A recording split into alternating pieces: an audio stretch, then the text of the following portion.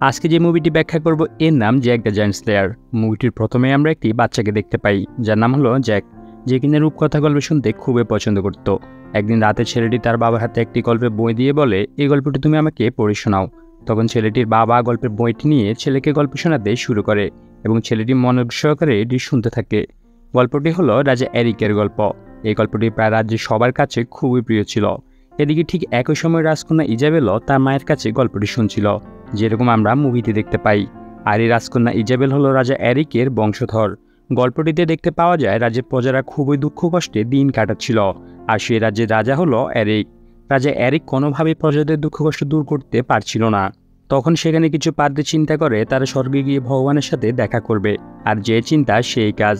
পাদ্রীরা তাদের অলৌকিক শক্তির মাধ্যমে কিছু বীজ তৈরি করে। সেই বীজ থেকে হওয়া গাছটি এত বড় ছিল যা কিনা সোজা আকাশে উঠে গিয়েছিল।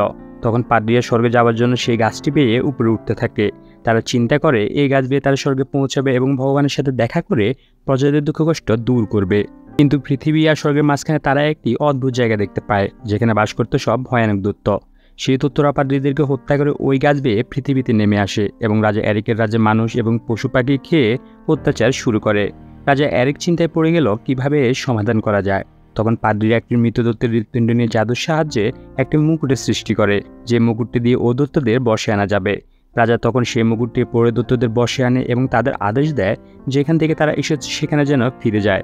তারপর রাজার আদেশে দত্তরা তাদের রাজ্যে ফিরে যায় এবং গাছটিও কেটে ফেলা হয়। রাজা এরিকের মৃত্যুর পর ওই বীজগুলো এবং মুকুটটি রাজার সমাধিতে সমাধিস্থ করা হয়, আর এখানে রাজা এরিকের গল্পটি শেষ হয়। এখন থেকে 10 বছর পর আমরা দেখতে পাই জ্যাক অনেকটাই বড় হয়ে গেছে। তার বাবা মারা যাওয়ায় এখন সে তার একজন আঙ্কেলের সাথে থাকে। এই সিনে দেখতে পাওয়া যায় জ্যাক একটি ঘোড়ার গাড়ি বিক্রির জন্য বাজার দিকে যাচ্ছিল। বাজারে আসার পর সে দেখতে পায় এখানে একটি নাটক হচ্ছে, যে নাটকটি হলো তার প্রিয় গল্প রাজা এরিকের। তাই এটি দেখার জন্য সে ঘোড়ার গাড়িটি বাহিরে রেখে প্যান্ডেলের ভিতর ঢুকে পড়ে। প্রথমেই বলেছিলাম রাজা এরিকের গল্পটি সবার কাছে খুবই প্রিয়, তাই নাটকটি দেখতে অনেকে এসেছে। এখানে হঠাৎ করে জ্যাক একটি সুন্দরী মেয়েকে দেখতে পায় এবং তাকে পছন্দ করে ফেলে। একটু বলে রাখি, এই মেয়েটি হলো সেই ছোট রাজকন্যা ইজাবেল। ইজাবেল চাইতো সবসময় সাধারণ মানুষের মতো চলাফেরা করতে, তাই রাজকন্যা হওয়ার সত্ত্বেও তার আশেপাশে কোনো সৈন্য ছিল না। এদিকে কিছু বখাটে ইজাবেলকে না চিনতে পেরে তাকে খুব বিরক্ত করা শুরু করে, যা কিনা জ্যাক একেবারে সহ্য করতে পারছিল না। তখন জ্যাক প্রতিবাদ করতে যাওয়ায় ওই বখাটেগুলো ঘুষি মেরে জ্যাকের নাক পাঠিয়ে দেয়। তারপর হঠাৎ করে জ্যাক দেখতে পায় সবাই তার সামনে মাথা নত করে বসে পড়েছে। জ্যাক পিছন ফিরে দেখে রাজার সৈন্যরা সেখানে উপস্থিত। তখন জ্যাকের আর বুঝতে দেরি হয়নি, এসে রাজকন্যা ইজাবেল। তারপর জ্যাক সেখান থেকে বেরিয়ে দেখে তার ঘোড়াটি আছে কিন্তু গাড়িটি চুরি হয়ে গেছে। এরপরের সিনে আমরা লর্ড রড্রিককে দেখতে পাই, যার সাথে রাজকন্যা ইজাবেলের বিয়ে ঠিক হয়েছিল। আর তখন এই লর্ড রড্রিকের সাথে একজন পাদ্রীর দেখা হয়, যে কিনা আশপাশের গোপন কক্ষ থেকে আসছিল। লর্ড রড্রিক তখন সেই গোপন কক্ষের নিকট গিয়ে দেখে কক্ষের দরজাটি খোলা এবং ভিতরে ঢুকে দেখতে পায় সবকিছু এলোমেলো হয়ে রয়েছে। সে দৌড়ে গিয়ে একটি বই খুলে দেখে সেখানে তাকে জাদুর বীজগুলো পাওয়া যাচ্ছে না। তারপর সে একটি ট্যাবের মাঠে সরিয়ে দেখে ভাগ্যক্রমে সেখানে মুকুটটি রয়েছে। এটি হলো সেই মুকুট যেটি পরে রাজা এরিক দত্তদের বশে এনেছিল। এভাবে বুঝতে পারা যায় লর্ড রড্রিক রাজা এরিকের সমাধি থেকে জাদুর বীজগুলো এবং মুকুটটি চুরি করে এনেছে খারাপ কাজে ব্যবহারের জন্য। এরপর রড্রিক সৈন্যদের আদেশ দেয় রাজ্যের প্রধান গেট বন্ধ করবার জন্য, যেন সেই পাদ্রী কোনোভাবে পালিয়ে যেতে না পারে। এগুলো দেখে পাদ্রী বুঝে যায় তাকে খোঁজার জন্য এসব হচ্ছে। আর তখন পাদ্রী দেখে একটি ছেলে ঘোড়া বিক্রির জন্য হাঁটছিল, আর সেই ছেলেটি হলো জ্যাক। পাদ্রী জ্যাকের নিকট গিয়ে বলে, আমি তোমার ঘোড়াটি ক্রয় করব, কিন্তু আমার কাছে নগদ কোনো অর্থ নেই। তার বিনিময়ে আমি তোমাকে কিছু মূল্যবান বীজ দিচ্ছি, যেগুলোর অনেক দাম। তুমি এগুলো পাদ্রী পিটারকে দিয়ে বলবে এগুলো পাদ্রী অ্যাবেল তোমার জন্য পাঠিয়েছে। তখন পাদ্রী পিটার তোমাকে যথেষ্ট পরিমাণ অর্থ প্রদান করবেন। এই বলে পাদ্রী অ্যাবেল জ্যাকের নিকট বীজগুলো দিয়ে জ্যাকের ঘোড়াটি নিয়ে চলে যায়। আর তখনই সৈন্যরা পাদ্রীকে আটক করে ফেলে এবং তাকে জিজ্ঞেস করা হয় বীজগুলো সে কি করেছে। কিন্তু পাদ্রী কোনো মতেই বলল না বীজগুলো সে কোথায় রেখেছে। আর তখনই লর্ড রড্রিক পাদ্রীকে হত্যা করে ফেলে। এদিকে জ্যাকের আঙ্কেল তাকে বকতে থাকে যে ওই পাদ্রী তোমাকে ঠকিয়েছে, এগুলো হলো সাধারণ বীজ, এগুলোর জন্য তুমি কোনো টাকা পাবে না।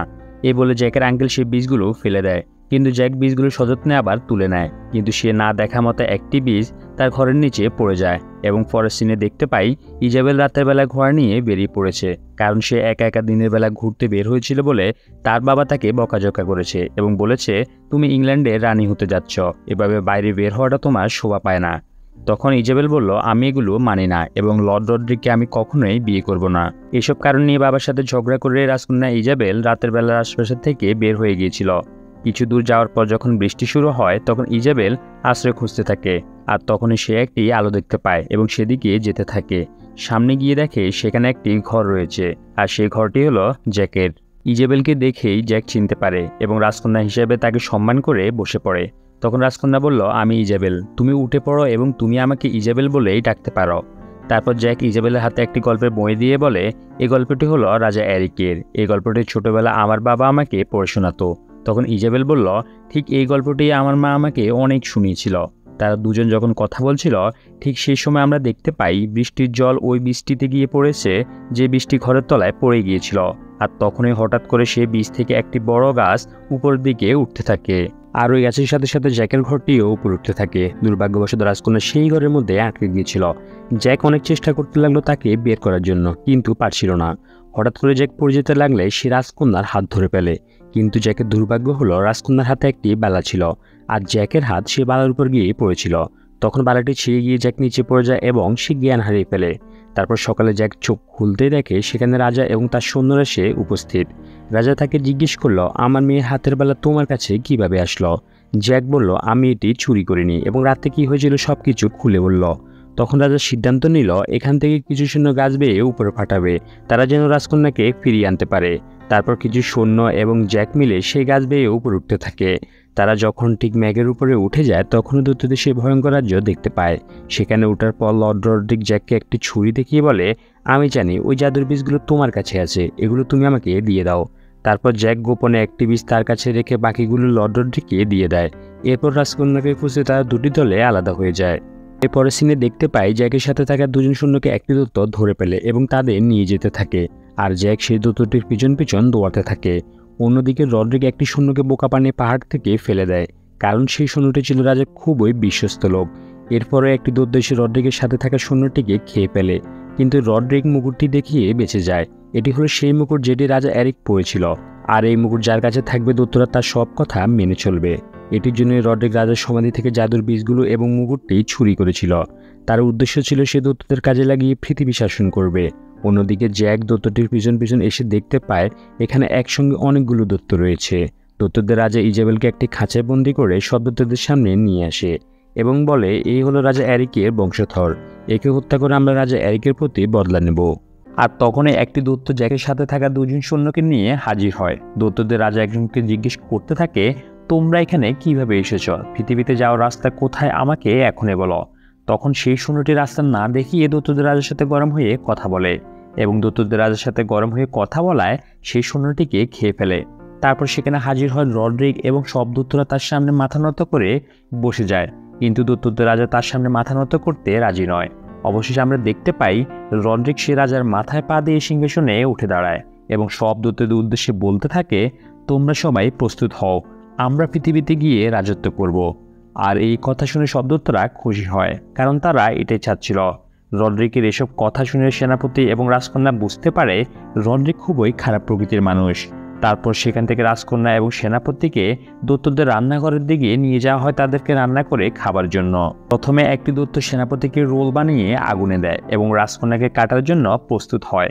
আর তখনই জ্যাক একটি বড় ছুরি নিয়ে সে দূতটির উপর ঝাঁপিয়ে পড়ে এবং ছুরির আঘাতে দূতটি ছটফট করতে করতে মারা যায়। এরপর জ্যাক সহ তারা সেখান থেকে পৃথিবীর উদ্দেশ্যে রওনা হয়। এদিকে রড্রিক এসে দেখতে পায় রান্নাঘরের দূতটি মরে পড়ে আছে এবং সেনাপতি এবং রাজকন্যা সেখান থেকে পালিয়ে গেছে। তখন রড্রিক একটি দূতকে আদেশ দেয়, রাজকন্যা সহ বাকিরা যেন পৃথিবীতে না পৌঁছাতে পারে তুমি সে রাস্তা গিয়ে পাহাড় দিতে থাকো।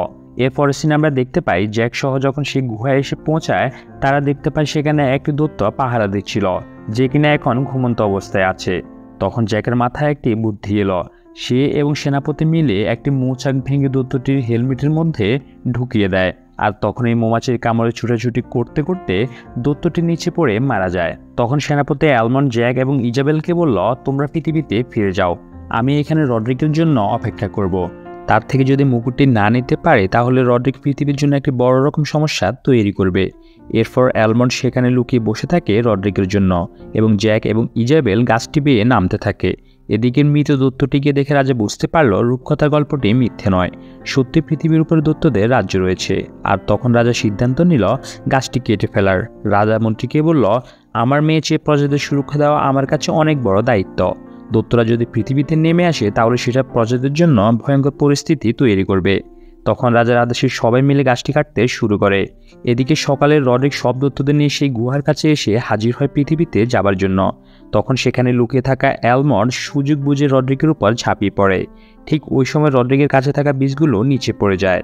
তারা দুজন মারামারি করতে করতে গুহায় ঢুকে পড়ে এবং অ্যালমন্ড সুযোগ পেয়ে ছুরি ঢুকিয়ে রড্রিককে হত্যা করে ফেলে। অ্যালমন্ড রড্রিকের থেকে মুকুটটি নিতে যাবে, ঠিক সেই সময় দৈত্যদের লিডার রড্রিককে উপরে তুলে নেয় এবং তার মাথা থেকে মুকুটটি নিয়ে সে আবার দৈত্যদের রাজা বনে যায়। এদিকে গাছটি গোড়া থেকে কেটে ফেলা হয়েছে, যা দেখে অ্যালমন্ড লাফ দিয়ে সেই গাছটি ধরে ফেলে যাতে করে সে নিচে যেতে পারে। তারপর অ্যালমন্ড, জ্যাক এবং ইজাবেল তারা তিনজনে গাছের সাথে নিচে গিয়ে পড়ে এবং তিনজনেই বেঁচে যায়।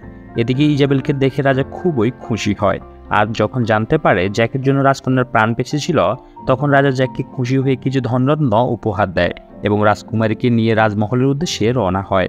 অন্যদিকে দেখা যায় গাছটি কেটে ফেলা দৈত্যদের রাজা খুব জোরে চিৎকার করতে থাকে। সে বলতে থাকে, আমরা কি তাহলে আর পৃথিবীতে যেতে পারবো না? আর তখনই রড্রিকের কাছ থেকে পড়ে যাওয়া বীজের থলিটা সে দেখতে পায় এবং বীজগুলো বের করে সে জলে ফেলে দেয়। আর সেখানে বীজগুলো ফুটে অনেকগুলো গাছ বের হয়ে আসে। তখন দৈত্যদের রাজা সবাইকে আদেশ দেয় গাছগুলো বেয়ে পৃথিবীতে নামার জন্য, আর তাতে করে সবাই গাছের মধ্যে লাফিয়ে পড়ে পৃথিবীতে নেমে আসতে। নিচে থাকা জ্যাক এই দৃশ্যটি দেখতে পেয়ে ঘোড়া নিয়ে ছুটতে থাকে রাজাকে সাবধান করার জন্য, কিন্তু ইতিমধ্যে দৈত্যরা পৃথিবীতে নেমে আসে এবং রাজার পিছনে ধাওয়া শুরু করে। আর ততক্ষণে জ্যাক রাজকুমারের কাছাকাছি চলে আসে এবং সবাইকে তাড়াতাড়ি রাজমহলের দিকে যাওয়ার জন্য বলতে থাকে। এদিকে সেনাপতি অ্যালমন্ড তার সৈন্যদেরকে দৈত্যদের মোকাবেলার জন্য প্রস্তুত করতে থাকে। রাজা রাজকন্যাকে নিয়ে রাজমহলে প্রবেশের সাথে সাথে রাজ্যের মেইন গেটের দরজাটি বন্ধ করতে শুরু করে, কিন্তু জ্যাক তখনও দরজাটির ওপাশে রয়ে গেছে। অবশেষে জ্যাক ঘোড়া নিয়ে লাফিয়ে দরজাটির উপর উঠে যায়। অন্যদিকে জ্যাককে ধরার জন্য দৈত্যদের রাজা লাফ দিয়ে দরজাটি ধরে ফেলে, কিন্তু সৈন্যদের তীরের আঘাতে দৈত্যদের রাজা ঝুলে না থাকতে পেরে আগুন জ্বলতে থাকা জলের মধ্যে পড়ে যায় এবং সে উপরে উঠতে না পেরে জলের মধ্যে থাকা তার হেলমেটকে অনুসরণ করে চলতে থাকে। এদিকে কিছু দৈত্য দরজাটি টেনে নামাতে চেষ্টা করে এবং কিছু দৈত্য হাতের কাছে যাই পাচ্ছে তাই মহলের দিকে ছুঁড়ে মারতে থাকে। এগুলো দেখে রাজা বুঝতে পারে তার সামনে বিশাল বিপদ রয়েছে। তখন রাজা ইজাবেলকে বলে, তুমি গুপ্ত পথে গিয়ে আকাশ প্রদীপটি জ্বালিয়ে দাও, যেন অন্য রাজ্যের রাজারা সাবধান হয়ে যেতে পারে। তখন জ্যাক রাজার আদেশে ইজাবেলকে নিয়ে সেই গুপ্ত পথের উদ্দেশ্যে রওনা হয়। গুপ্ত পথে যেতে যেতে তারা দেখতে পায় সেখানে দৈত্যদের লিডার কিভাবে যেন পৌঁছে গেছে।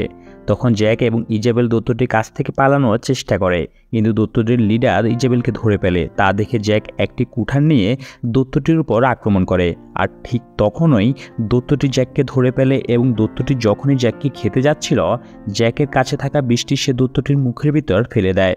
আর বৃষ্টি তার পেটের ভিতর গিয়ে গাছ হতে শুরু করে এবং গাছটি যখন তার শরীর পেটে বের হতে থাকে, তখনই দৈত্যদের লিডার সেখানেই মারা যায়। ভাগ্যক্রমে জ্যাক দেখতে পায় তার কাছে দৈত্যটি একটি হাত এসে পড়েছে, যে হাতের আঙুলের জাদুর মুকুটটি আংটি হিসেবে পড়া ছিল। আমরা অন্যদিকে দেখতে পাই দৈত্যরা দরজাটি টেনে নামিয়ে ফেলে এবং লোহার গেটটি ভেঙে রাজমহলে প্রবেশ করে, আর তা দেখে সেনাপতি এবং সকল সৈন্যরা ভয়ে একত্রিত হয়ে যায়। কিন্তু তখনই ঘটল অদ্ভুত ঘটনা। সব দৈত্যরা একে একে রাজার সামনে হাঁটু গেড়ে বসে পড়ে। তখন সেনাপতি বুঝতে পারে তাদের পেছনে কেউ রয়েছে, আর তখন সবাই পেছন ফিরে দেখতে পায় জ্যাক জাদুর মুকুটটি নিয়ে দাঁড়িয়ে আছে। এরপর জ্যাক মুকুটটি তার মাথায় পরে নেয় এবং দৈত্যদের আদেশ দেয় তাদের রাজ্যে ফিরে যাওয়ার জন্য। তখন দৈত্যরা তাদের রাজ্যে ফিরে যায় এবং গাছগুলো কেটে ফেলা হয়। এরপর রাজা জ্যাকের সাথে রাজকন্যা ইজাবেলের বিয়ে দিয়ে দেয়। পরের সিনে আমরা দেখতে পাই জ্যাক এবং ইজাবেল তাদের সন্তানদেরকেও এই গল্পটি শোনাচ্ছিল। তারপরে আমরা দেখতে পাই জাদুর মুকুটটি সংস্করণের মাধ্যমে বর্তমানে একটি জাদুঘরে রাখা হয়েছে, যেন সাধারণ মানুষ এসে এটিকে দেখতে পারে। আর এখানেই মুভিটি শেষ হয়। বন্ধুরা, মুভিটি কেমন লাগলো অবশ্যই কমেন্ট করে জানাবেন, এবং মুভিটি যদি আপনারা ডাউনলোড দিতে চান সেটি অবশ্যই কমেন্ট করে জানাবেন। আমি লিঙ্ক দিয়ে দেওয়ার চেষ্টা করব।